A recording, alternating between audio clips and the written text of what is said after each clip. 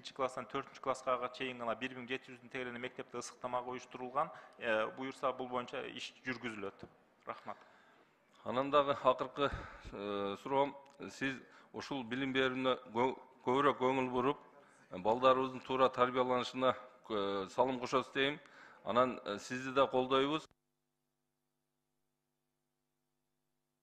Рахмат. Процедурный 4-нчү микрофон. Рахмат. Саламатсыздарбы, урматтуу депутаттар. Сизди жаңы министр болуп келгениңиз менен куттуктап кетем. Кудай буйрса жакшы жумуштарды алып барасыз деген чоң ишеничтер бар. Анан айтайын деген, мен 6-чакырылышта бир топ маселени көтөргөм да. Ушу билим берүү тармагы боюнча башталгыч класстарга комуз предметин киргизүү, анан манас идеологиясын киргизүү, патриоттулукка.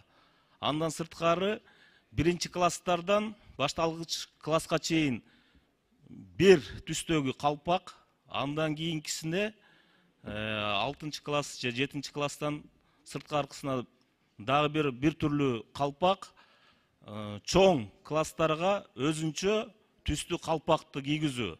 Себеби ар бир мектептерде билесиз, форма берип келет да. Мына ушуну биздин ак калпагыбызды дагы даңазалоо, ошону бийик көтөрүү, ата бабабыздан калган салттуу кийимдерди мектепке киргизүүнү мен 6-чакырылыштан бери көтөрүп келетем да. Ушуну карап киргизип берсеңиз жакшы болот эле. Ишиңизге ийгилик каалайм. Рахмат. Рахмат. Кийинки сөз Сулайманов Алтынбек Турдубаевичте. Рахмат. Алмаз мырза, реформа жасайм деп атасыз. Сиз мурда канча убакыт иштедиңиз? Ошол убакта кайсы нерселерди жасадыңыз? 3 нерсени айтып бериңизчи. Урматтуу Алтынбек Турдубаевич, чоң рахмат.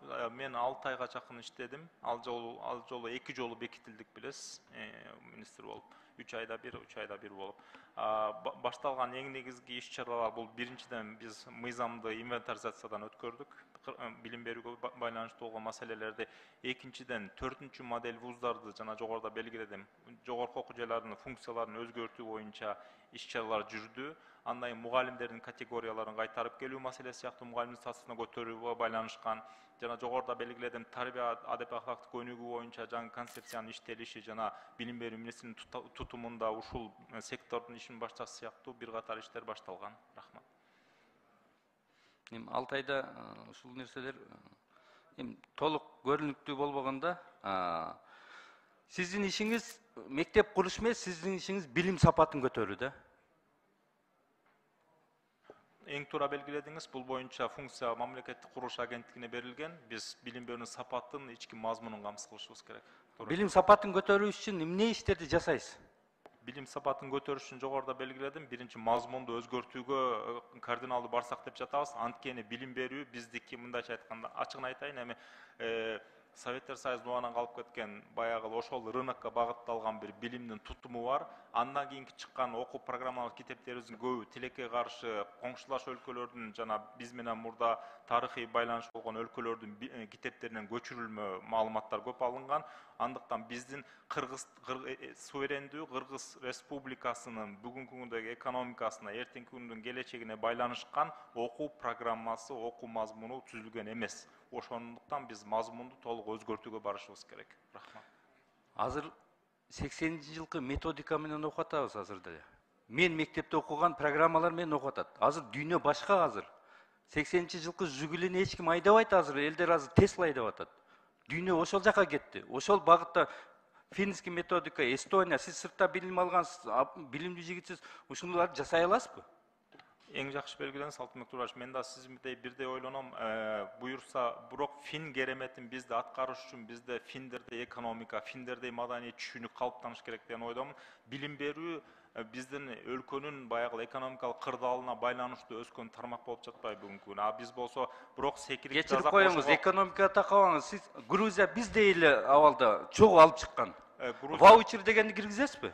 Ваучерди киргизүү боюнча мен бул боюнча президент да бир топ жолу айтты. Токтомду иштеп чыгып өкмөткө киргизгем.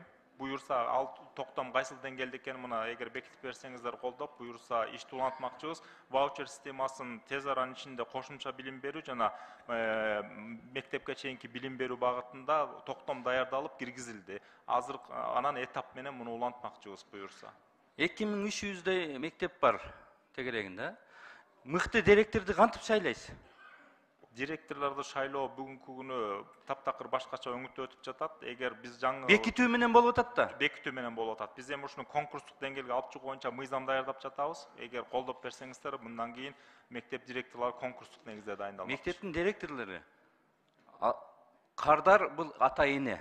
Ата-эне менен коллектив өздөрү мектептин директорун бекитиш керек, шайлаш керек. То есть шайлаш керек. Ошондо гана мыкты директор элесет. Мыкты директор мектепти сүдүрөп алдыга жылдырат. Туурабы? Туура ошо конкурстун этаптарын баягы системасын иштеп чыгабыз. Ошол негизде бул шайлоо иретинде Конкурс кайра эле ошол эме болот. Кайра эле назначение ушундай эле болот да. муну эске алып карап көрөлү. Буюрса кеңеш мыйзам иштеп чыкканда алып киребиз буюрса. 27%, 30%га жетпеген бала бакчага биздин балдарыбыз барат.